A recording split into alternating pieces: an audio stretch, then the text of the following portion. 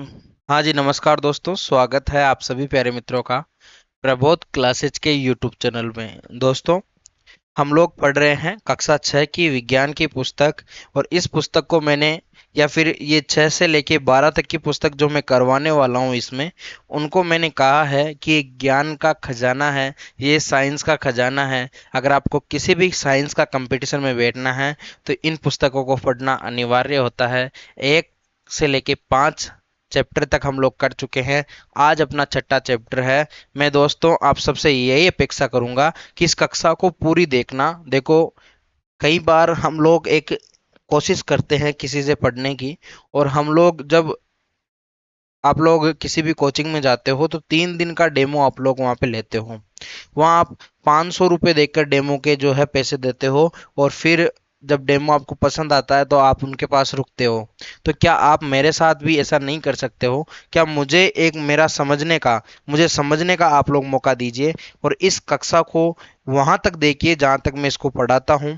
और कोशिश करिएगा, क्योंकि ये एक लो से लो लेवल की चीजें आ जाती है। क्योंकि आपने ये कई बार पढ़ी होती है तो आप लोग सोचते हो ये तो अपना पढ़ा हुआ है भाई, है ना, तो इसको अपन करेंगे नहीं। तो इसमें से ऐसे प्रश्न बनते हैं, मैं आपको सीधे सीधे बताऊंगा। जब इनके सॉल्यूशन करेंगे ना, तब आपको रीट में हो गया, सीटी आने वाली है, सीटेट के जो प्रश्न आते हैं, मतलब इतने सारी एग्जाम्स जो आपके पुलिस के एग्जाम है उनमें यहाँ से प्रश्न, इतने सिंपल और साधारण प्रश्न पूछे जाते हैं। और मैंने ऐसे बहुत सारे लोग देखे हैं जो इन प्रश्नों को गलत करते हैं। ठीक है, अगर इतनी बात आपको दिक्कत आ कर रही हो ना, तो यहाँ से इसको स्किप कर देना। बस इस अब यहाँ से स्टार्ट अपना चैप्टर होने वाला है। सबसे पहले आज का जो चैप्टर है वो हम लोग, पहला चैप्टर अपना आज का छठा चैप्टर का नाम है सजीव। सजीव, या इनको जो है लिविंग्स भी बोलते हैं। क्या बोलते हैं? लिविंग्स। यानी जिनमें क्या हो? जीव हो। सजीव यानी जिनमें जीव हो। एक होता है निर्जीव, जिनमें जीव नहीं हो। तो जिसमें क्या हो? जीव हो, वो क्या होंगे? सजीव होंगे। और उन्हीं सजीवों की हम लोगों को विशेषताएं पढ़नी है। और विशेषता में क्या है मेरे भाई? हाँ, विशेषता में क्या है? अगर मैं बोल रहा हूं और मैं बोल पा रहा हूं तो वो एक सजीवों का लक्षण है। अगर मैं चल पाता हूं तो मेरा एक लक्षण है। और ऐसे ही मेरे सभी साथी जो सजीव है, चाहे वो गाय हो, बकरी हो, आप हो, मेरे सामने बैठे हो, तो वो सभी क्या है? सजीव है। सजीवों में इनके अलावा जो क्रियाएं होती है वो क्रियाएं आपको याद रखनी है। चाहे वो पाचन आपके हो गया, चाहे आपके उत्सर्जन हो गया, आप श्वसन की प्रक्रिया करते हो, उसके बिना आप क्या जी सकते हो? ऑक्सीजन ग्रहण करते हो, CO2 छोड़ते हो, है ना। आप उत्सर्जन करते हो, उत्सर्जन में आपने देखा कि आप जो है जब भी बाथरूम जाते हो तो आप लोग यूरिया का जो है वो यूरिया छोड़ते हो, है ना, यूरिया निष्कासित करते हो। इसी प्रकार से बहुत सारे हम लोग जो है कई प्रकार की चीजें ग्रहण करते हैं, कहीं लेते हैं, चलते हैं, फिरते हैं, ये सब सजीव के लक्षण है। और यहाँ आगे लिखा हुआ है आवास। और आवास ऐसी चीज है कि कहाँ रहना है, किस जगह पे सजीव रहते हैं। जैसे मछली है, मछली का आवास क्या है? ये नहीं है कि हाँ फलाना मंगल विहार में रहता है और ढीगड़ा प्रताप नगर में रहता है। ये नहीं। आवास का मतलब यहाँ से इससे है कि कौन सा प्राणी जल में रहता है, कौन सा स्थल में रहता है, कौन सा नभ में उड़ता है, ये सब चीजें आपको पता होनी चाहिए। तो आज स्टार्ट करेंगे अपनी। ठीक है, देखो पहली और बूझो, क्योंकि ये एक सरकार को जो है छोटे बच्चों को समझाने के लिए एक तर्क है, लेकिन मैं उन्हीं चीज़ों के बारे में चर्चा करूंगा। आपकी टाइम वेस्ट मैं नहीं करूंगा, आप टेंशन मत लो, है ना। तो उन्हीं चीज़ों के बारे में चर्चा करेंगे जो कि इम्पोर्टेंट हो। ठीक है, तो मैं अगर कहीं कहीं पे स्किप करूँ ना तो आप समझ जाना कि हाँ यहाँ से अपने कोई प्रश्न आने की संभावना नहीं रहती है, लेकिन फिर भी हम लोग इसकी जो है भूमिका को पढ़ते हैं। पहली और बूझो छुट्टियों के अनेक रोमांचक स्थानों की सैर पर गए। ऐसी ही एक यात्रा पर वे ऋषिकेश में गंगा नहीं देखने गए, गंगा नदी देखने गए, सॉरी। उन्होंने हिमालय की हिमाच्छादित पर्वत श्रृंखला के कुछ पर्वतों का पर्वतारोहण किया, यानी पर्वतों पे चढ़े जहां बहुत तेज ठंड थी। इन पर्वतों पर उनकी ओंक, चीड़, देवदार जैसे अनेक वृक्ष दिखाई दिए। उनके मैदानी क्षेत्र में वृक्षों से बहुत अधिक भिन्न थे। एक और अभियान में उन्होंने राजस्थान की यात्रा की और ऊंट व उष्ण मरुस्थल भी घूमे। यहाँ से उन्होंने नागफनी के अनेक प्रकार के पौधे एकत्रित किए। अंत में वे पुरी गए और जहाँ उन्होंने समुद्र तट की सैर की और वहाँ केजू राइन। अब देखो यहाँ तीन चीज आपको समझनी है। यहाँ जो है विभिन्न प्रकार के पौधों का आवास दिया हुआ है। जैसे उन्होंने बोला कि सबसे पहले वो गए हैं ऋषिकेश, और ऋषिकेश में उन्होंने हिमालय की जो हिम हिम से आच्छादित, यानी कि जहाँ बर्फ पड़ती है वहां वो गए, और उन्होंने कौन कौन से पेड़ यहाँ पे देखे, वहां ने ओक वहां उन्होंने देखे, चीड़ उन्होंने देखे, और देवदार उन्होंने देखे। तो ये वृक्ष जो है, ये अपने किस प्रकार के वृक्ष हो गए, ये पर्वतीय वृक्ष हो गए, या फिर इनको इनको हम लोग क्या कहते हैं, जो आपके पर्वतों पे पाए जाने वाले वृक्ष हो गए। उसी दौरान उन्होंने बोला कि हम राजस्थान भी गए, और राजस्थान जो है वहाँ आपके मरुस्थल में उन्होंने घूमा। हालांकि पूरा राजस्थान मरुस्थल नहीं है, आप और मैं तो ये बात जानते हैं, लेकिन बाहर से जो किसी ने किताब लिखी है उसको क्या पता। तो वो मरुस्थल गए और उन्होंने नागफनी देखी, गंवार फाटा वहां पे देखा उन्होंने। वहां पे उन्होंने खेजड़ी देखी, छोटे छोटे इस प्रकार के वृक्ष देखे, जो कि बिल्कुल छोटे थे, कंटीले थे, और जिनकी पत्तियां कांटों के रूप में थी, सूलों के रूप में जो है वो हो चुकी थी। तो ध्यान रखना, मरुस्थल में कौन से जो पाए जाते हैं, जिनकी जो है पत्तियां क्या हो, जिनकी पत्तियां आपके छोटी हो, जिनकी पत्तियां क्या हो, छोटी हो। ठीक है, जिनकी पत्तियां क्या हो, छोटी पत्तियां हो, छोटी पत्तियां। अब देखो फिर ये बोल रहा है कि फिर हम कहाँ गए, समुद्र तट में गए, और समुद्र तट की सैर करने के समय हमने केजूराइन के वृक्ष देखे। तो केजूराइन के वृक्ष समुद्र तट क्षेत्रों में पाए जाते हैं। ठीक है, इन स्थानों के भ्रमण के रोमांचक एवं उल्लासपूर्ण क्षणों का स्मरण करते हुए अचानक एक विचार आया कि ये सभी स्थान एक दूसरे से भिन्न थे। कुछ बहुत ठंडे थे, कुछ बहुत उष्ण थे, कुछ शुष्क थे, कुछ स्थान आर्द्र थे, परंतु सभी स्थानों पर अनेक प्रकार के बहुत सारे जीव रहते हैं। यानी कि जीव जो है वो किसी भी हैबिटेट या फिर किसी भी आवास में रह सकता है, चाहे वो आपके ठंडा आवास हो, बस जरूरत पड़ती है उसे अनुकूलन की। अब राजस्थान में हम लोग अगर मरुस्थलीय प्रदेशों में जाए, जैसलमेर आप लोग चल जाओ, आप बाड़मेर चल जाओ, आप गर्मी में आप अगर जम्मू कश्मीर से आए हो तो आप वहां नहीं रह सकते हैं शुरुआती दिनों में। लेकिन जैसे जैसे आप वहां पे रहने लगोगे और वहां के लोग वहां पे अनुकूलित हो चुके हैं और वो आसानी से वहां रह सकते हैं, वहां पानी की भी कमी रहती है, पानी के मटके जो महिलाएं हैं वो आपके भर के लाती है, तो वो लेते हैं, वो रहते हैं उन स्थानों में। लेकिन यहाँ राजस्थान के जो गर्मी वाले जो इलाके हैं, जहाँ सर्दियों में भी इतनी ज्यादा ठंड नहीं पड़ती है, वो अगर जम्मू कश्मीर में जाके रहने लग जाएं तो क्या वो इस स्थिति को समझ पाएंगे आप? क्या आप वहां जाके रह सकते हैं? नहीं रह सकते, क्योंकि वहां के लोगों ने तो जो है बर्फ के प्रति अनुकूलित हो गए हैं। यानी अगर वहां बर्फ पड़ती है, ठंड पड़ती है, वहां रह सकते हैं। वैसे ही हम लोग अगर चेरापूंजी चल जाएं, है ना, चेरापूंजी चल जाए, मानिसराम चल जाए, अगर वहां अत्यधिक बरसात होती है तो अत्यधिक बरसातों वाले क्षेत्र पे हम लोग नहीं रह सकते हैं। तो यह जीव तो होता है, जीव जो होता है वो हर एक हैबिटेट में अलग अलग जीव होता है और अलग अलग तरीके से अनुकूलित होता है। ठीक है, अब आप अगर एक इससे एक उदाहरण से समझ सकते हैं, अगर मरुस्थल के ऊंट को आप लोग अगर ले जाओ आप बर्फ में, तो क्या वो वहां रह सकता है? वो वहां नहीं रह सकता है। वो वहां इसलिए नहीं रह सकता है क्योंकि किसी प्रकार का जो है आवरण उसके शरीर पे ऐसा नहीं है जो उसे ठंड से बचा सके।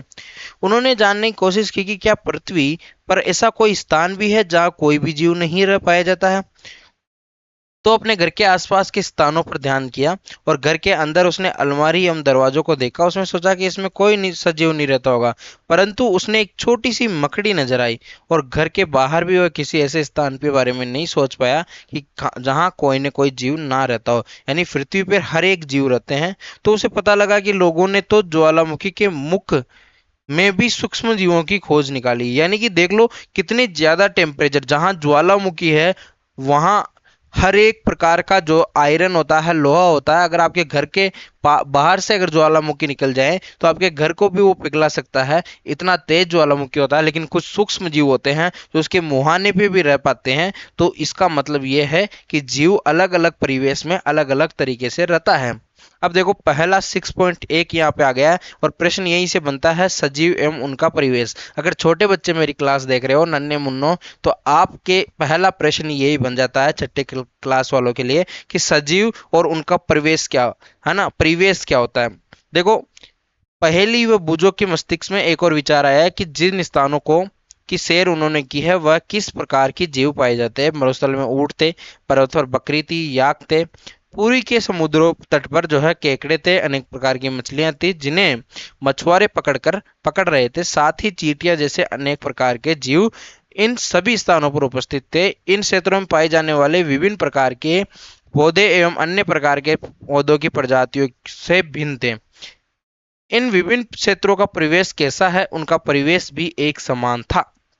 यानी परिवेश जो है वो सभी का एक समान था, लेकिन सभी अपने परिवेश में, अपने आवास के इस जगह पे, अपने अपने क्षेत्र में जो है अनुकूलित रहते हैं। जैसे मरुस्थल में ऊंट, पर्वत में बकरी याक, पुरी अगर वो गए तो केकड़े और मछलियां उन्हें दिखाई दी, साथ ही जैसे कुछ छोटे छोटे जीव उन्हें दिखाई दे, चींटियां दिखाई दी।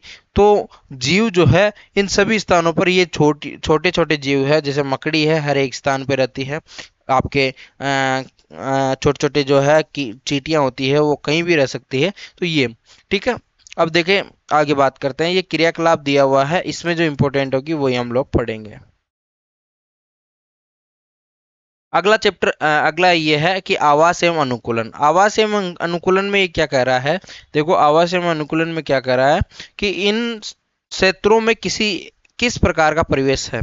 किन क्षेत्रों में, इन क्षेत्रों में यानी कि समुद्र में जो जंतु है वो तथा पौधे जो है लवणीय जल या खारे पानी में रहते हैं, तथा श्वसन के लिए, देखो मैंने ये जो स्किप किया वो इसलिए किया क्योंकि कोई इंपॉर्टेंस नहीं है इसकी, ठीक है, तो ध्यान से, है ना।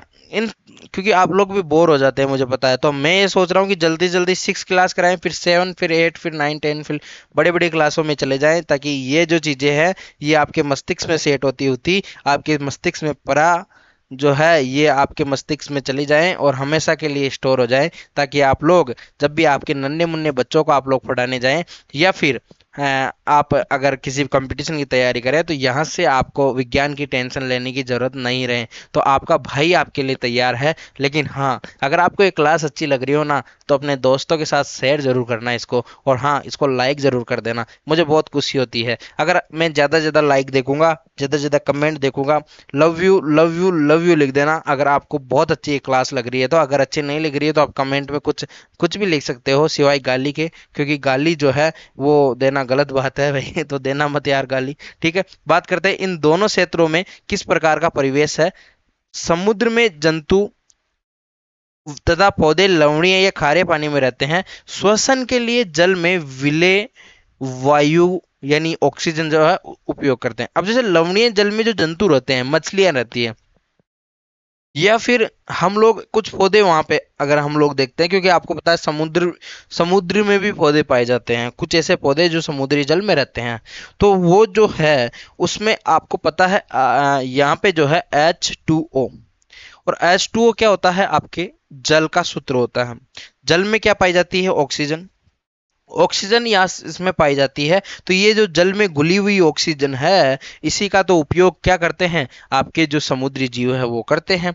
अब मरुस्थल की बात कर रहा है, मरुस्थल में किस प्रकार का अनुकूलन होता है। मरुस्थल की बात करें तो मरुस्थल में जल बहुत कम मात्रा में होता है। मरुस्थल दिन में जो है वो बहुत गर्म और रात में ठंडा होता है। ये भी एक खासियत है। आप लोग सरदार सर चूरू चल जाओ, है ना, राजस्थान की अगर बात करूँ, आप जैसलमेर चल जाओ, आप दिन में वहाँ की जो धरती है, वहाँ की मिट्टी है, माटी है ना, उस पे पैर पैर नहीं रख सकते हैं। लेकिन आप अगर शाम की बात करें, रात को अगर 12-1 बजे की मैं बात करूँ, तो वहाँ आपको अचानक से ठंड लगने लग जाएगी। तो यानी कि वहाँ की जो मिट्टी है वो अत्यधिक जल्दी ठंडी होती है, अत्यधिक जल्दी गर्म होती है, ठीक है। तो ये भी एक अनुकूलन है। मरुस्थल में पाए जाने वाले पौधे एवं जंतु भूमि पर रहते हैं, श्वसन के लिए आसपास की वायु का उपयोग करते हैं। जो आसपास की वायु होती है उसका ही उपयोग करते हैं, सही बात है। समुद्र समुद्र और मरुस्थल की बात कर रहा है। समुद्र तथा मरुस्थल भिन्न भिन्न प्रकार के परिवेश है। हम इन दोनों क्षेत्रों के बिल्कुल भिन्न प्रकार के पौधे और जंतु देखते हैं, बिल्कुल सही बात है। अगर आप लोग जो है अगर जलीय पौधों में जाएंगे, वहाँ आपको जलीय प्लांट वगैरह, जलीय जीव मिलेंगी, मछलियाँ मिलेगी। अगर आप जाओ रेगिस्तान में तो आपको कैसे पौधे मिलेंगे, आपको नागफनी मिलेगी, आपको जो है क्या बोलते हैं, डंडा थोर बोलते हैं उसको, डंडा थोर आपको वहाँ पे मिलेगा। और आपको जो है वहाँ पे गंवार फाटा मिलेगा, आपको वहाँ पे जो है खेजड़ी मिलेगी, आपको वहाँ पे छोटी छोटी शाख और झाड़ियाँ मिलेगी। तो ये चीज़ें हैं, ठीक है। आगे बात करते हैं। अब ये जो ऊपर का काम है ये आप कर लेना। ये बोल रहा है ऊंट तथा मछली का परीक्षण अगर हम लोग करें तो ऊंट की जो शारीरिक रचना है उसे मरुस्थलीय परिस्थितियों में रहने योग्य बनाती है। अब उसकी शारीरिक विशेषताएं क्या क्या है? ऊंट के जो पैर हैं वो लंबे होते हैं। ऊंट के पैर कैसे होते हैं? लंबे होते हैं, जिससे उसका शरीर रेत की गर्मी से दूर रहता है। यानी जो उस ऊंट होता जो है उसके पैर क्या होते हैं? लंबे होते हैं। ऊंट बहुत ऊंचा होता है तो वो जो है शरीर को जो गर्मी है रेत की वो पहुंच नहीं पाती है। उसमें मूत्रोत्सर्जन की मात्रा बहुत कम होती है, यानी बहुत कम। ऐसा मान लो आप सप्ते सप्ते भर में वो एक बार टॉयलेट करता है, ठीक है। मल शुष्क होता है उसका, और उसे पसीना जो है वो भी कम आता है, क्योंकि शरीर से जल का ह्रास बहुत कम होता है, इसलिए जल के बिना वह अकेले कई दिनों तक रह लेता है। ये भी देख लो, एक इम्पोर्टेंट बात है। आइए विभिन्न प्रकार की मछलियों को देखिए। इनमें से कुछ को चित्र 6.3 में दर्शाया गया है। देखो मुख्य प्रकार की आपको मछलियां मैं दिखा देता हूँ किस किस प्रकार की है। एक मिनट।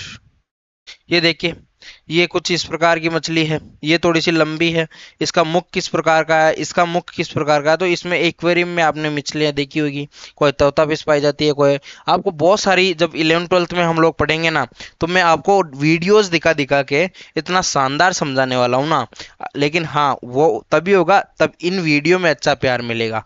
अगर ये सब वीडियो, अगर मैं 8th क्लास तक पहुंचते पहुंचते, अगर इन सब में से सब वीडियो अगर ये 10-10 हज़ार के करीब तकरीबन पहुंच गई, तो हम लोग 11th 12th में जो है बहुत ही शानदार, और इतना शानदार कि आपकी जिंदगी में कभी एनसीईआरटी का जो चैप्टर है वो आप लोग भूलोगे नहीं। ध्यान रखना। तो इसीलिए बोल रहा हूँ। परंतु इससे अधिक किस्म की मछलियों में क्या आपको इसके आकृति में कुछ समानताएं दिखाई देती है? इन सभी शरीर धारा रेखीय होता है, इनका धारा रेखीय शरीर होता है, जिसकी चर्चा हम अध्याय 5 में कर चुके हैं। पिछले अध्याय अगर आपने नहीं पढ़ा है तो जाके देख लेना, आई बटन में वीडियो मिल जाएगा, जाके आराम से क्लास को विजिट करना। उसकी यह आकृति उन्हें जल के अंदर रहने में, भाई मैंने बताया था आपको, भाई नाव से क्या सब, भाई नावें कैसे बनी है? नाव को आपने देखा है, नाव का जो बनावट होती है वो तीखी क्यों होती है? क्योंकि मछली को देख के उन्होंने नाव बनाई होगी। मछलियों का जो शरीर होता है, मछलियों की विशेषताएं देखना, मछलियों की विशेषताएं देखना। जो मछली का शरीर होता है ना, ये चिकने सल्कों से ढका होता है ना। और ये जो सल्क है ये मछली को सुरक्षा तो प्रदान करते ही हैं, पर कि बल्कि उन्हें जो है जल में सुगम गति करने में भी सहायता करते हैं। तो इंपॉर्टेंट बात हो गई। साथ में किधर जाता है? साथ में हम बात करें कि मछली के पंख व पूंछ चपटी होती है, जो उन्हें जल के अंदर दिशा परिवर्तन और संतुलन बनाए रखने में सहायता करती है। मछली के गिल या क्लोम होते हैं, जो उसे जल में श्वास लेने में सहायता करती है। ठीक है, मछली में क्या क्या पाए जाते हैं देखो एक बार फिर से कलर चेंज करके आपको बता देता हूँ। तो इंपॉर्टेंट लाइन यहाँ से भी लिख लेना। उन्हें जल के अंदर दिशा परिवर्तित करने और संतुलन बनाने के लिए उसके पास क्या होती है? पूंछ होती है। दूसरी बात, उन्हें जो है वो श्वास लेने में सहायता करते हैं, वो क्या होते हैं? गिल, या उन्हें क्या बोलते हैं? क्लोम बोलते हैं। ठीक है। हम देखते हैं कि मछली की संरचनाएं उसे जल में रहने में सहायक होती है, तो ऊंट की संरचनाएं उसे मरुस्थल में रहने के सहायक होती है। तो समझ रहे हो आप बात को? हमने पृथ्वी पर पाए जाने वाले असंख्य प्रकार के जंतुओं में केवल दो उदाहरण लिए हैं कि सजीवों के इन सभी किस्मों में से ऐसे कुछ विशिष्ट संरचनाएं होती है जो उन्हें अपने परिवेश में रहने योग्य बनाती है। यानी कि हर एक जो जीव होता है वो हर एक वातावरण में रहने के लिए उसके पास कुछ ना कुछ अनुकूलन होना आवश्यक है, अन्यथा वह मर जाएगा या फिर वो सरवाइव नहीं कर पाएगा। ये भी ध्यान रखना। अब ऊंट को आप बर्फ में ले जाके छोड़ दो तो क्या वो रह सकता है? मछली को आप जो है जमीन पर रेंगने के लिए छोड़ दो, कि कितनी देर रह लेगी? वो नहीं रह पाती है ना। यही बात है जिसमें वे प्राय पाए जाते हैं। जिन विशिष्ट संरचनाओं तथा स्वभाव की उपस्थिति किसी पौधे तथा जंतु के को उनके परिवेश में रहने के योग्य बनाती है। यानी कि जो जीव होते हैं उनकी विशिष्ट संरचनाएं पाई जाती है। अभी अपन ने देखा जो मछली होती है ना, मछली आपके तिकोनी होती है। उनका उसका मुंह आपने देखा होगा, तिकोना मुंह होता है, और वो पीछे से बीच में से चौड़ी और पीछे से वापस से उसी प्रकार से होती है। उनके फिन्स पाए जाते हैं, फिन्स से वो तैरती है। उसमें गलफड़े पाए जाते हैं, गिल्स पाई जाती है ना, जिससे वो क्या है, क्या करती है? श्वास लेती है। तो वो आपके जो मछली होती है वो जल में से ही श्वसन की क्रिया कर लेती है। तो अगर हम लोग ऊंट को पानी में ले जाके छोड़ दें तो वो कितने दिन रह लेगा भाई? और या फिर हम लोग मछली को अगर रेत पे छोड़ दें तो वो कितने दिन रह सकता है? समझ रहे हो, है ना? और अगर हमारे जो है फेस रिवील करवाना है ना, तो उसका एक तरीका है, आप हमें अच्छे सब्सक्राइबर गेन करवाइए और आप अपने दोस्तों के साथ इसको शेयर करिए। और दूसरी बात, क्योंकि एक रेवेन्यू जनरेट होता है ना, उसके बाद हम लोग जो है इसमें कुछ इन्वेस्टमेंट और करने वाले हैं। वैसे जो इन्वेस्टमेंट हमने कर रखी है, अभी भी हमने 1 लाख रुपए तक की इन्वेस्टमेंट आपके अपने यूट्यूब चैनल में कर रखी है प्रबोध क्लासेज में। इसीलिए मैं आपको बोल रहा हूँ कि पैसे जरूरी है अगर हर एक काम करना है तो। और हम आपको अगर पढ़ा रहे हैं, समय दे रहे हैं, तो आपसे हम कोई पैसे नहीं ले रहे हैं। और पैसे नहीं ले रहे हैं ना, तो आपको जो है हमें डेडिकेशन से पढ़ना होगा। बिना पैसों के पढ़ना है तो डेडिकेशन से पढ़ना होता है। अब आप जो है 22,000 रुपये ग्रेड फर्स्ट सेकंड ग्रेड की फीस है, आप लोग जाके किसी कोचिंग में मालूम करिए, फिर वो क्या बोलेगा आपको? पढ़ना तो पढ़ो, नहीं पढ़ना तो मत पढ़ो, है ना? लेकिन आप क्या करते हो, यूट्यूब पे कोई अगर अच्छा कंटेंट क्यों नहीं डाल पाते हैं? उसका कारण है क्योंकि उनके व्यूज ही अच्छे नहीं आते हैं भाई। अगर व्यूज ही अच्छे नहीं आएंगे तो अगला कमाएगा कैसे? फिर जब वो पॉपुलर हो जाता है तो आप उनको 50,000 रुपये फीस देके और उनको मजबूर कर देते हो, और उनका भी लालच बढ़ जाता है। इसीलिए तो 22-22, 23-23 हजार रुपये, 50-50 हजार रुपये, लाख लाख रुपए आप लोग जो है अपनी फीस देते हो, और वहां भी आप लोग डेडिकेशन से नहीं पढ़ते हो। ठीक है, तो यही एक जरूरी चीज है।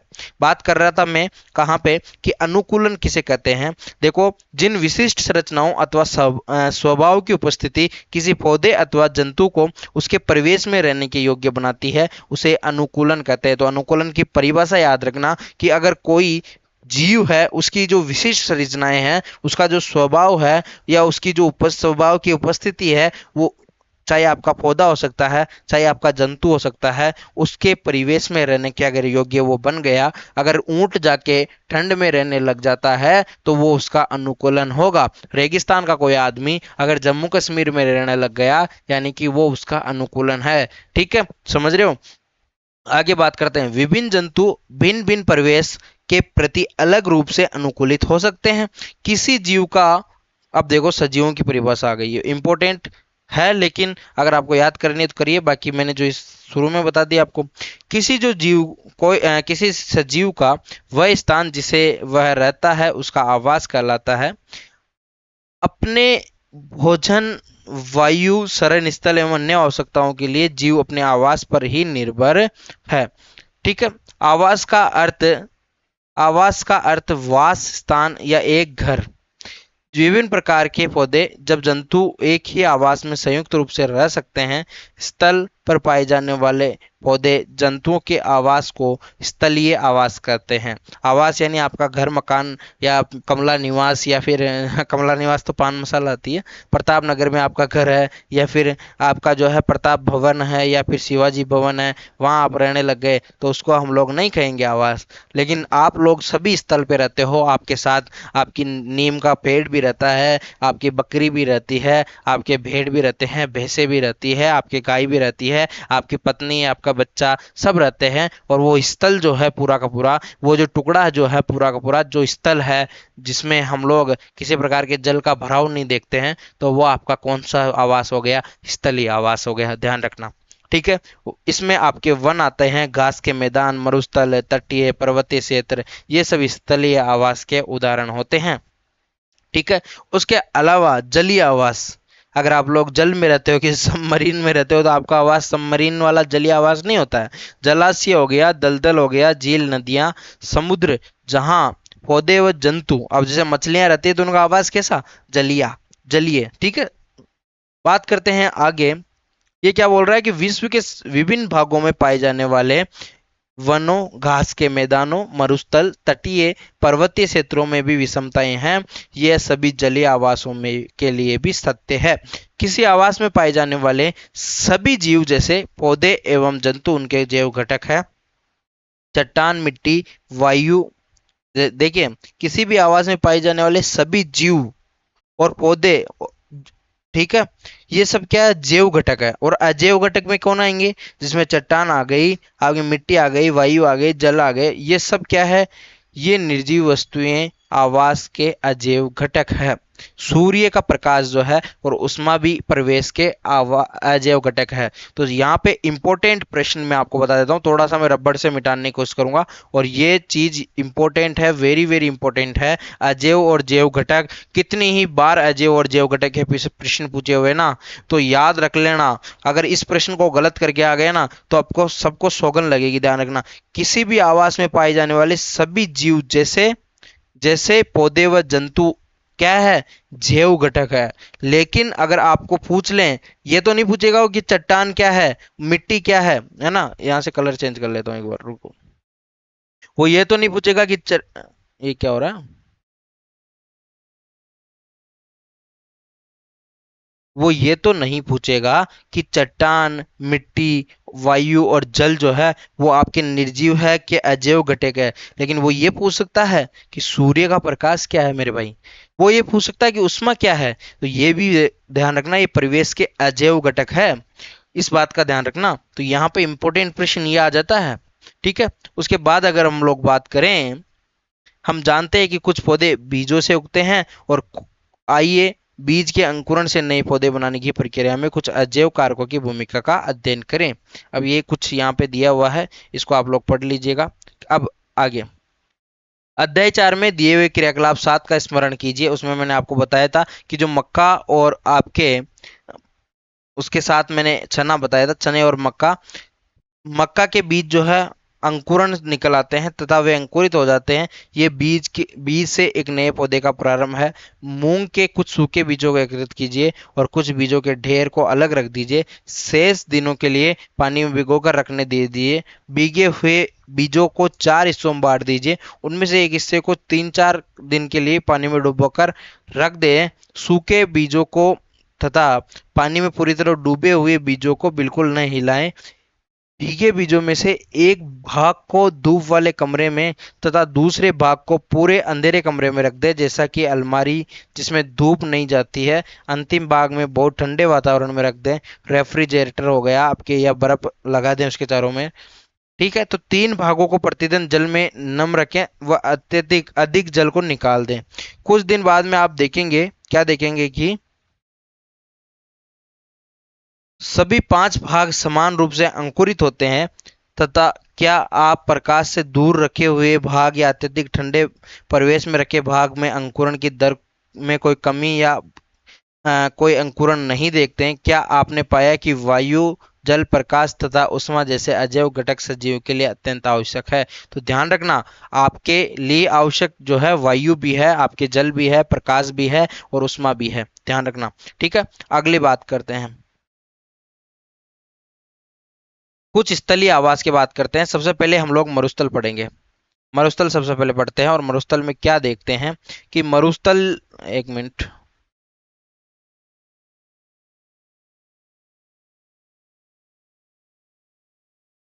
ठीक है। मरुस्थल के अजैव घटकों एवं ऊंट के अनुकूलन में विभिन्न विषय में हम पहले ही चर्चा कर चुके हैं। मरुस्थल में पाए जाने वाले अन्य जंतुओं एवं पौधों में क्या होता है, उनमें से इसी प्रकार के अनुकूलन पाए जाते हैं। अब देखो, ये एक मरुस्थलीय पौधा है, उसमें इस प्रकार के अनुकूलन इसमें बता रहा है। ये मरुस्थल में रहने वाले चूहे एवं सांप के ऊंट की भांति लंबे पैर नहीं होते हैं। दिन की तेज गर्मी से बचने के लिए वे भूमि के अंदर गहरे बिलों में रहते हैं, जहाँ पे तापमान जो है कम रहता है। और रात्रि के समय आपने अधिकतर देखा होगा, रात्रि के समय, अधिकतर समय में जो है वो आपके सांप और बिच्छू जो है वो कहाँ निकलते हैं, रेगिस्तान में निकलते हैं। तो रात्रि के समय वो निकलते हैं। ठीक है, साथ में मरुस्थल में कुछ पौधे उगते हैं जो, और ये देखिए, ये आपके नागफनी है, ये डंडा थोर है, ये इधर कुछ कोई झाड़ी है। तो ये सब आपके क्या है, मरुस्थलीय पौधे हैं। ठीक है, कैक्टस हो गया, ठीक है ना। तो ये चीजें याद रखना आप। अब देखो, यहाँ इंपॉर्टेंट है, यहाँ इंपॉर्टेंट है। मैंने पिछली बार वाष्पोत्सर्जन क्या होता है, वाष्पोत्सर्जन क्या होता है, ये मैं आपको बताना चाहता हूँ। ठीक है, मरुस्थलीय पौधे वाष्पोत्सर्जन द्वारा जल की बहुत कम मात्रा निष्कासित करते हैं। वाष्पोत्सर्जन क्या होता है?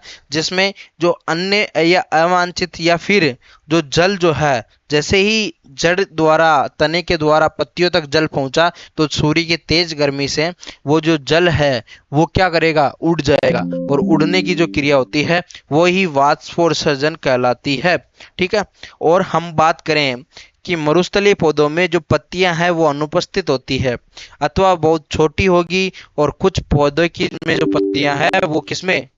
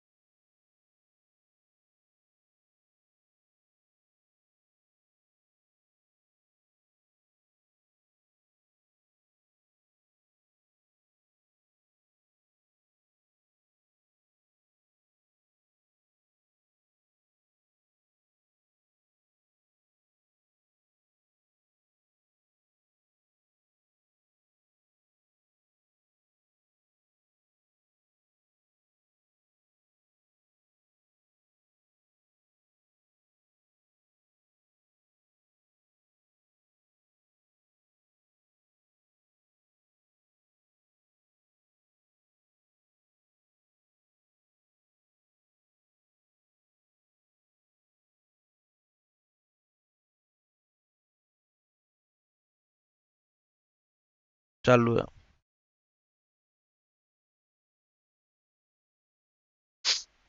तो मैं कहाँ पे था?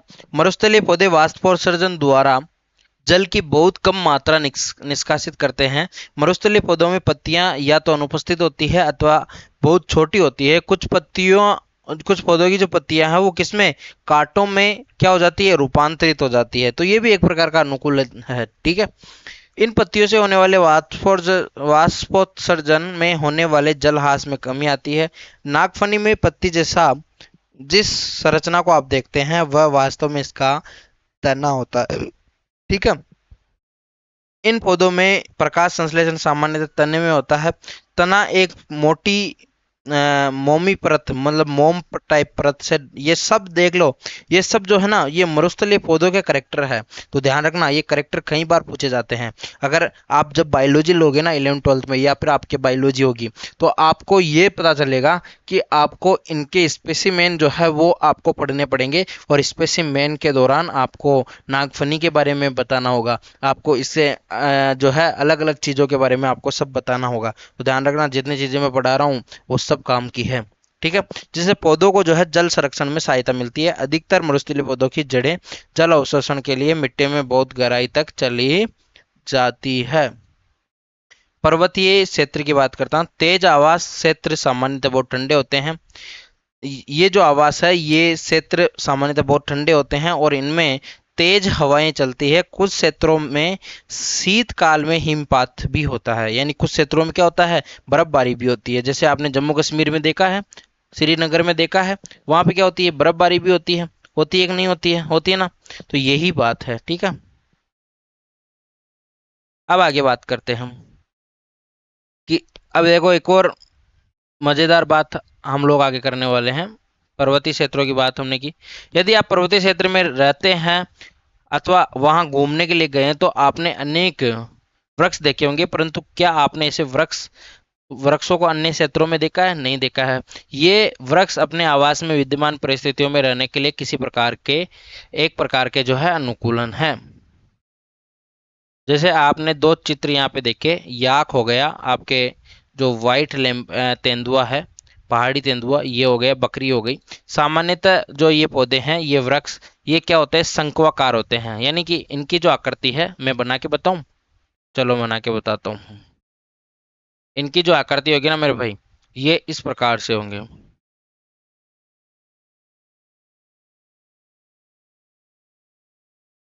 अब यहाँ ये कैसे होंगे?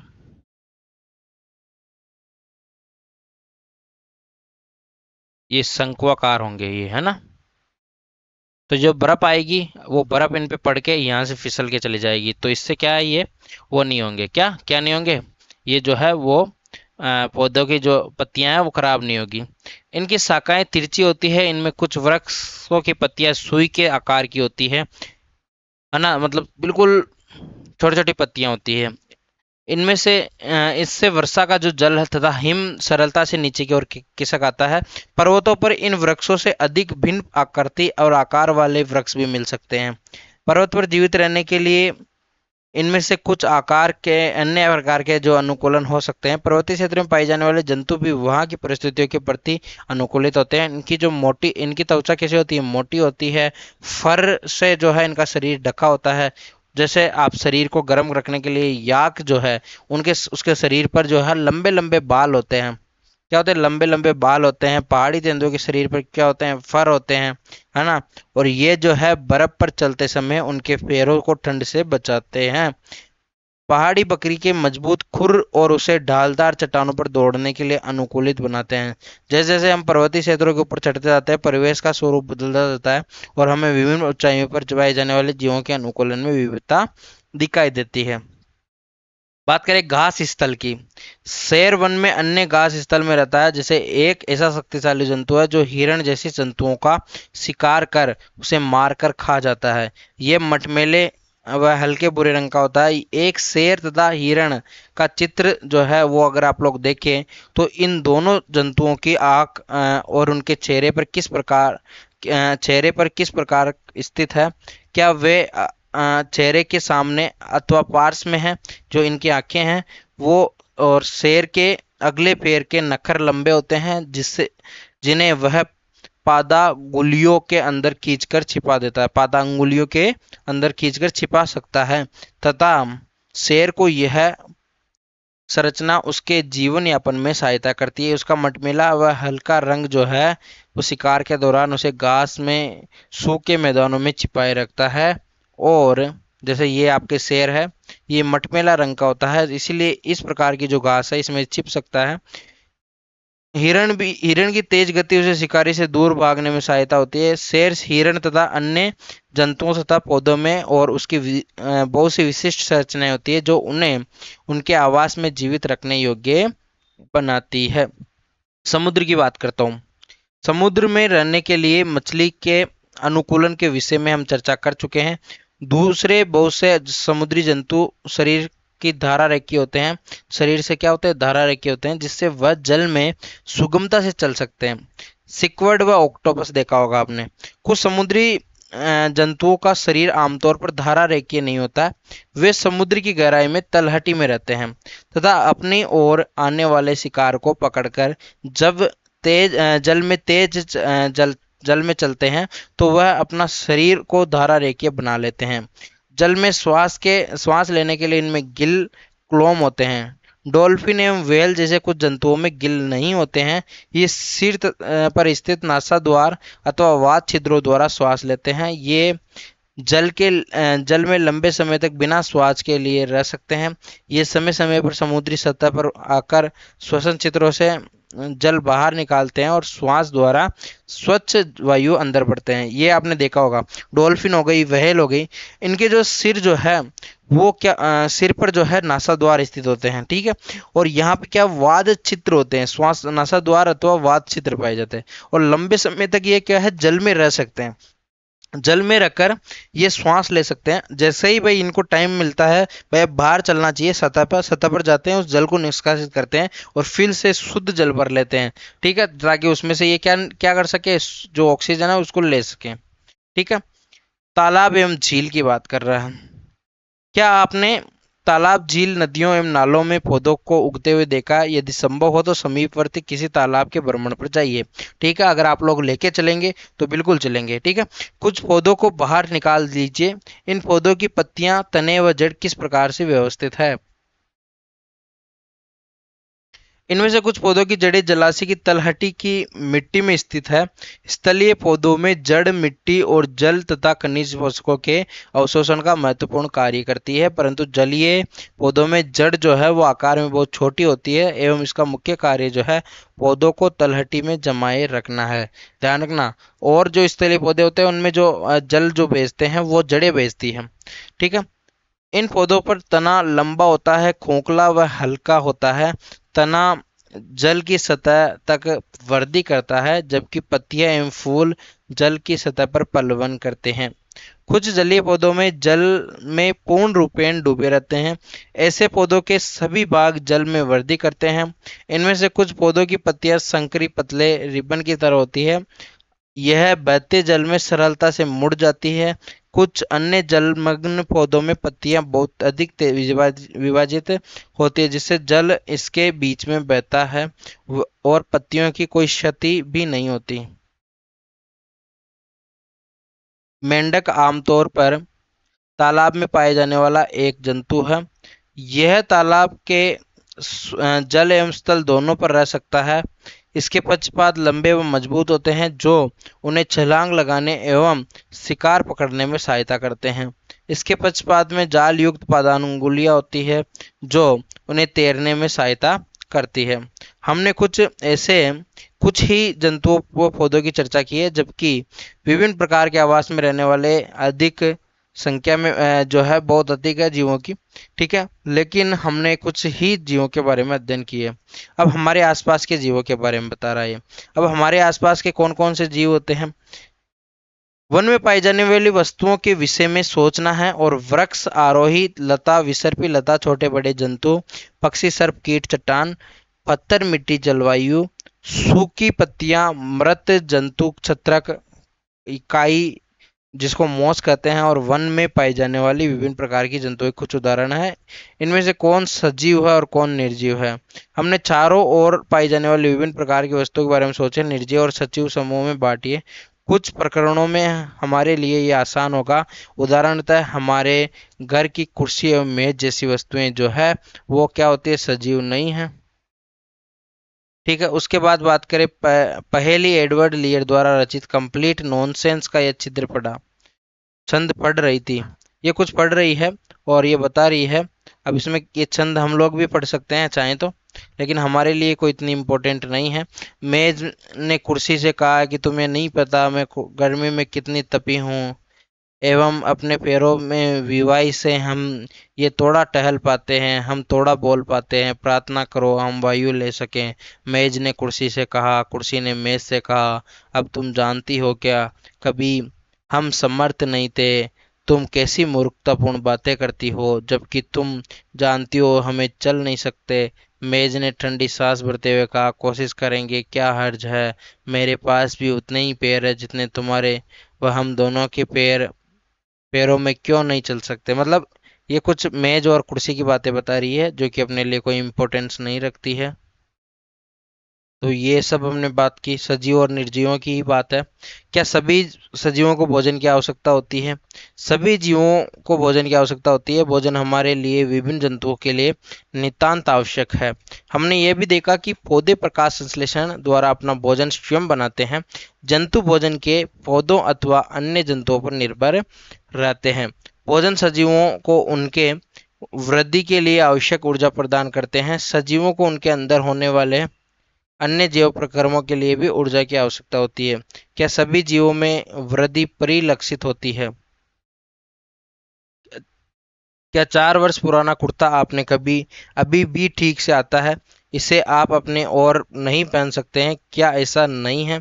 इन वर्षों में आप लंबे हो गए हैं और आपको इसका आभास नहीं हो रहा है, लेकिन आप में हर समय वृद्धि हो रही है। देखो, कोई भी जीव होता है उसमें हर टाइम वृद्धि होती है, लेकिन हमको यह आभास नहीं होता। अभी मैं कहाँ 60 किलो था, अभी मैं 90-95 किलो का हो गया, पर मुझे आभास नहीं हो रहा है, और अभी भी मैं और मोटा होने की कोशिश कर रहा हूँ, क्योंकि मैं खाता ही ऐसी चीज़ें हूँ। तो ये हमको आभास नहीं होता। अब मेरे को जो है 2 साल पहले की जो ड्रेस है वो मेरी नहीं आती है ना। तो ये सब हमें पता नहीं चलता है, लेकिन सजीवों में ये सब चीज़ें हैं। ठीक है, जंतुओं के बच्चे भी वृद्धि कर वयस्क हो जाते हैं। आपने अवश्य देखा होगा कि कुत्ते के पिल्ले वयस्क हो जाते हैं। एक अंडे से स्फुटित होकर चूजा जो है मुर्गी का, वो क्या हो जाता है, वो क्या बन जाता है, वृद्धि करके मुर्गा या मुर्गी में परिवर्तित हो जाता है। पौधे भी वृद्धि करते हैं। आपने चारों ओर पाए होंगे, पाए जाने वाले विभिन्न प्रकार के पौधों का अवलोकन करना है। ये सब चीजें ये बता रहा है। अब हम लोग डायरेक्ट ही बात कर लेते हैं। क्या हम सभी श्वसन करते हैं, तो बिल्कुल सही बात है। सभी जो पौधे हो गए, सभी जीव हो गए, वो क्या करते हैं, श्वसन करते हैं। ठीक है, जब हम श्वास छोड़ते हैं तो शरीर के अंदर की वायु बाहर निकलती है। श्वास लेना श्वसन की क्रिया का एक हिस्सा है। श्वसन के अंदर ली जाने वाली वायु की ऑक्सीजन से कुछ मात्रा का उपयोग होता है। इस क्रिया में बनी कार्बन डाइऑक्साइड को हम श्वास द्वारा बाहर निकाल देते हैं। गाय, भैंस, कुत्ता, बिल्ली जैसे कुछ जंतुओं में भी श्वसन की क्रिया मनुष्य की तरह होती है। इनमें से किसी भी जंतु का विश्राम की अवस्था में परीक्षण कीजिए तथा उसके उदर की गति पर ध्यान दीजिए। ये मंद गति से श्वसन लेने की क्रिया को दर्शाता है। यानी अगर कोई आदमी सो रहा है और आपको पता नहीं चल रहा है कि वो श्वास ले रहा है या नहीं ले रहा है, तो आपने देखा होगा कि उसका पेट जो है वो हल्का हल्का ऊपर नीचे होता रहता है, जिससे पता चलता है कि भाई इसमें आत्मा है या नहीं है, कि या परमात्मा को विचरण हो गया है। ठीक है, तो श्वसन सभी सजीवों के लिए आवश्यक है। ग्रहण किए गए भोजन में श्वसन के द्वारा ही हमारे शरीर को ऊर्जा मिलती है। कुछ कुछ जंतुओं में गैस आदान प्रदान करने का तरीका भिन्न हो सकता है, जो श्वसन का एक हिस्सा है। उदाहरण के लिए केंचुआ जो है वो त्वचा द्वारा सांस लेता है। ध्यान रखना, यहाँ इंपॉर्टेंट क्या है, केंचुआ किसके द्वारा सांस लेता है, अपनी त्वचा या स्किन के द्वारा। मछली जो है वो गिल्स के द्वारा लेती है, जिसकी सहायता से वह जल में विलेय वायु से ऑक्सीजन अवशोषित कर लेती है। आगे बात करें, क्या पौधे भी श्वसन करते हैं? पौधों की श्वसन क्रिया में गैसों का आदान प्रदान मुख्यतः उसकी पत्तियों द्वारा होता है। पत्तियां सूक्ष्म रंध्रों द्वारा वायु को अंदर लेती है तथा ऑक्सीजन की उपयोग कर वह कार्बन डाइऑक्साइड वायु में निष्कासित कर देती है। हम जानते हैं कि प्रकाश की उपस्थिति में पौधे वायु की कार्बन डाइऑक्साइड का उपयोग कर भोजन बनाने के लिए करते हैं तथा ऑक्सीजन छोड़ते हैं। श्वसन क्रिया दिन और रात दोनों ही में ही निरंतर चलती रहती है। भोजन बनाने की प्रक्रिया में निष्कासित ऑक्सीजन की मात्रा पौधे द्वारा श्वसन में उपयोग की गई ऑक्सीजन की अपेक्षा बहुत अधिक होती है। क्या सभी सजीव उद्दीपन के प्रति अनुक्रिया करते हैं? जब आप नंगे पैर टहल रहे हैं तो आपका पैर अचानक ही किसी कांटे अथवा नुकीली वस्तु पर पड़ जाता है, तो आप किस प्रकार से अनुक्रिया करते हैं? ठीक है, तो आपने देखा होगा जैसे आप चल रहे हो, अचानक से पैरों में सांप आ गया, तो आप क्या करते हो, और बाहर है, एकदम से हट जाते हो। तो ये एक क्या है, अनुक्रिया है, या ये उद्दीपन तो क्या है, ये तो सांप है। और आप जो है सजीव है, और ये सजीव जो है इस उद्दीपन के प्रति अगर क्रिया करते हैं तो उसे अनुक्रिया कहते हैं, रेस्पॉन्स कहते हैं। क्या कहते हैं? रेस्पॉन्स कहते हैं। ठीक है, तो ध्यान रखना। तो अब ये बात कर रहा है अनुक्रिया की। अनुक्रिया की बात कर रहे हैं। आपका प्रिय व्यंजन, तेज प्रकाश एवं कांटा। उपरोक्त स्थितियों में आपके बाह्य वातावरण में होने वाले परिवर्तनों के कुछ उदाहरण हैं। हम इन सभी प्रकार के परिवर्तनों में के प्रति अनुक्रिया करते हैं। जैसे आपने सामने रसगुल्ला देख लिया, ठीक है, तो रसगुल्ले से मुंह में क्या आई, लार आई, तो ये एक अनुक्रिया है उसके प्रति। ठीक है ना। और ये सब बातें आपके जो है पता ही होगी सबसे पहले। और वातावरण में होने वाले इन परिवर्तनों को क्या कहते हैं, उद्दीपन कहते हैं। भाई आप अगर अनुक्रिया कर रहे हो तो वो एक प्रकार का क्या है, उद्दीपन है। क्या है, उद्दीपन है। ठीक है, बात करें क्या दूसरे जंतुओं में उद्दीपन के प्रति अनुक्रिया होती है। खाना देते समय जंतु के प्रति व्यवहार को आपने ध्यान से देखा, क्या वो भोजन को देखते ही अचानक अधिक चैतन्य नहीं हो जाते हैं? क्या आप एक चिड़िया की ओर कदम बढ़ाते हैं तो वो क्या करती है, जब जंगली जानवरों पर तीव्र प्रकाश डालते हैं तो भाग खड़े होते हैं। यदि इसी प्रकार रात्रि में आप रसोई घर में बल्ब प्रदीप्त करते हैं तो कॉकरोच अचानक से छिपने के स्थान में भाग जाते हैं। क्या आपने जंतुओं में उद्दीपन के प्रति अनुक्रिया के कुछ और उदाहरण देख सकते हैं? आप देखो, छुई मुई का जो पौधा होता है जिसे गुलमंदी कहते हैं, इन पौधों की जो पत्तियां होती है वो छूने पर अधिक मुरझा जाती हैं। तो ये एक प्रकार का क्या है, उद्दीपनी है।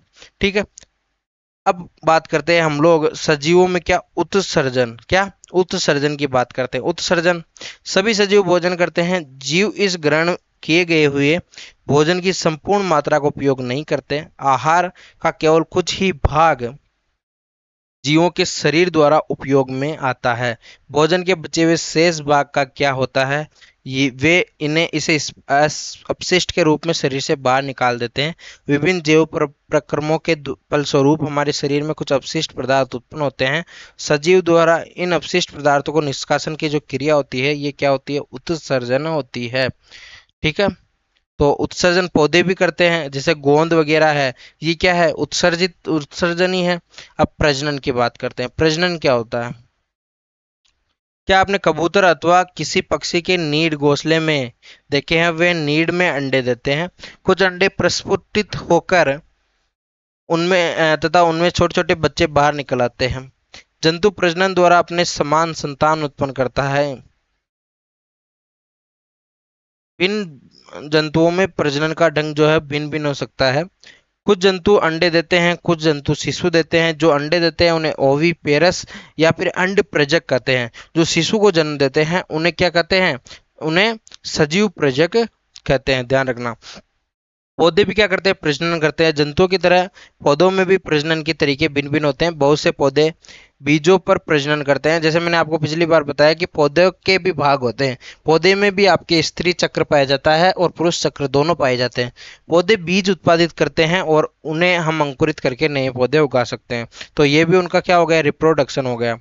ठीक है। पौधे कलम द्वारा भी उगाए जा सकते हैं। क्या आप स्वयं इस विधि का पौधे उगाना चाहेंगे? और इस विधि को जो है वो हम लोग जो है क्या बोलते हैं? कायिक प्रवर्धन बोलते हैं। तो अभी मैं थोड़ी सी जानकारी आपको देता जाता हूँ। सजीव प्रजनन प्रक्रिया द्वारा अपने समान अनेक संतान उत्पन्न करते हैं।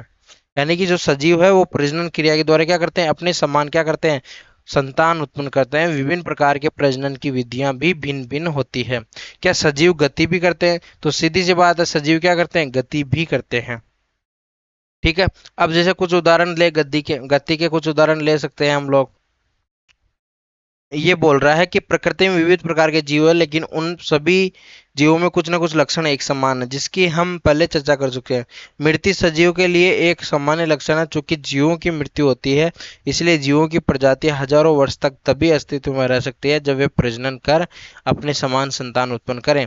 एक अकेला जीव प्रजनन किए बिना भी मर सकता है, परंतु सजीव की प्रजाति तभी अस्तित्व में रहती है जब उसके सदस्यों में प्रजनन होता है ना। प्रजनन बिना तो रह सकते हैं, लेकिन अगर उसको अपनी जाति को जिंदा रखना है, ठीक है, जैसे मनुष्य मनुष्य जो है वो आपस में प्रजनन करते हैं और अपने बच्चों को पैदा करते हैं, उत्पन्न करते हैं, तो वो एक प्रकार की क्रिया है। जिस नहीं तो मनुष्य का जो है एक ओवर एज लिमिट क्या होती है? 100 साल तक वो जीता है। 100 साल बाद में फिर मनुष्य का तो नाम खत्म ही हो जाए, है ना। तो इसी प्रकार से ठीक है, हमने देखा कि सभी सजीव वस्तुओं में कुछ विशिष्ट लक्षण समान रूप से दिखाई देते हैं। उन सभी को भोजन की आवश्यकता होती है। उनमें श्वसन, उत्सर्जन, उद्दीपन की क्रिया, प्रजनन की क्रिया, वृद्धि तथा मृत्यु सब प्रकार की चीजें होती है। क्या हम ऐसे कुछ निर्जीव जीव वस्तुओं को जानते हैं जिनमें ये सब लक्षण दिखाई देते हैं? बिल्कुल नहीं। कार, साइकिल, घड़ी, नदी व जल गति तो करते हैं, लेकिन और आकाश में चंद्रमा गति करता है। हमारे देख देखते एक बादल के आकार में वृद्धि हो जाती है। क्या इन सभी को सजीव कह सकते हैं? हमें स्वयं से प्रश्न करना चाहिए, क्या इन सभी को सजीव के लक्षण पाए जाते हैं? क्या आप लोगों ने बादलों को देखा होगा, बादल अपने आप बड़े हो जाते हैं, क्या वो स्वयं गति करते हैं? सामान्यतः सजीवों में वे लक्षण पाए जाते हैं जिनकी चर्चा हमने की है, परंतु निर्जीव में वे सभी लक्षण एक साथ नहीं दिखाई देते हैं। ठीक है। क्या यह हमेशा सत्य है कि क्या हमें सजीवों में वे लक्षण जिनकी हमने चर्चा की वे हमेशा निश्चित रूप से दिखाई देते हैं? ऐसा कोई जरूरी भी नहीं है। ठीक है।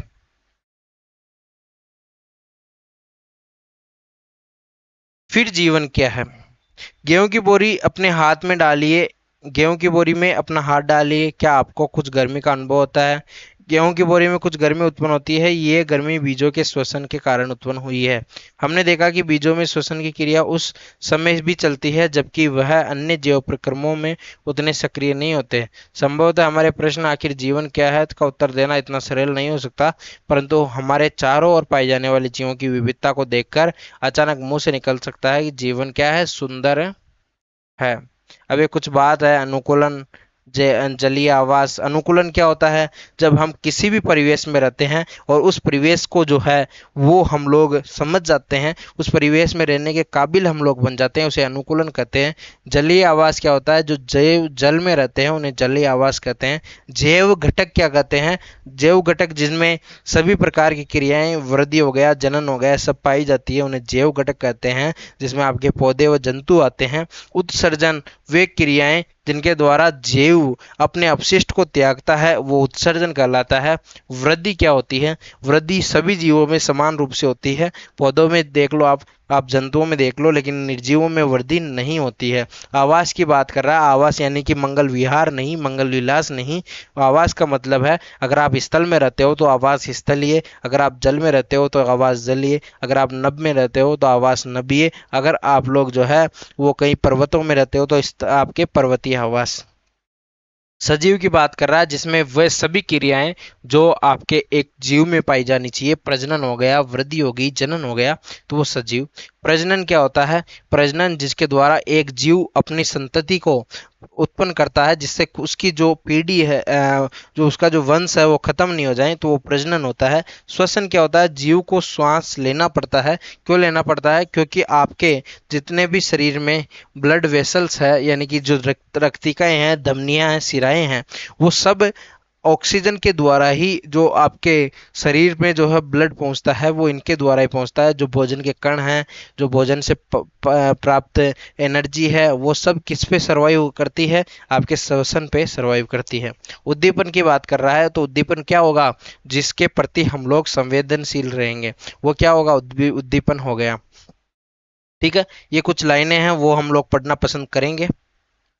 किस स्थान पर प्रवेश जिसमें पौधे, जंतु तथा अन्य जीव रहते हुए उनका आवास कहलाता है। यानी जो जीव है वो किसी परिवेश में रहते हैं, पौधे, जंतु, अन्य जीव रहते हैं, वो उनका आवास कहलाता है। विभिन्न प्रकार के पौधे, जंतु एक ही आवास में एक ही साथ रह सकते हैं। पौधे और जीवों के विशिष्ट लक्षण, स्वभाव और उनके एक आवास में विशेष में रहने के अनुकूलन बनाते हैं, अनुकूलन कहलाता है। आवास अनेक प्रकार के होते हैं, परंतु सामान्यतः स्थलीय, जमीन पर रहने वाले, जलीय आवास में वर्गीकृत किया जाता है। विभिन्न आवास में सजीवों की विविध प्रजातियां पाई जाती है। पौधे, जंतु व सूक्ष्म जीवों में संयुक्त रूप से जैविक घटक बनते हैं। इंपॉर्टेंट लाइन है, इंपॉर्टेंट कर लीजिएगा। चलिए अगला चैप्टर पढ़ें। अगले चैप्टर पढ़े उससे पहले दो लाइनें हो रहा है। चट्टान, मिट्टी, वायु, जल, प्रकाश व ताप हमारे परिवेश के कुछ अजैव घटक है। और जैव घटक में क्या आएंगे? जंतु और पौधे। सजीव वस्तुओं के सामान्य लक्षण क्या क्या है? इंपॉर्टेंट है, ध्यान रखना। क्या क्या है? श्वसन हो गया, उत्सर्जन हो गया, पर्यावरण के प्रति अनुक्रिया हो गई, प्रजनन हो गया, वृद्धि हो गई और गति हो गई। ये सब अगर पाए जाते हैं तो वो क्या होंगे? आपके सजीव होंगे। ठीक है, अब अगले चैप्टर के बारे में बात करते हैं। अगले चैप्टर के बारे में बात करो, इससे पहले आपको एक बात बताना चाहूंगा कि आप जल्दी से जल्दी जाके अभी ही हमारे यूट्यूब चैनल को सब्सक्राइब करेंगे। जरूरी भी है भाई, कर लिया करो सब्सक्राइब।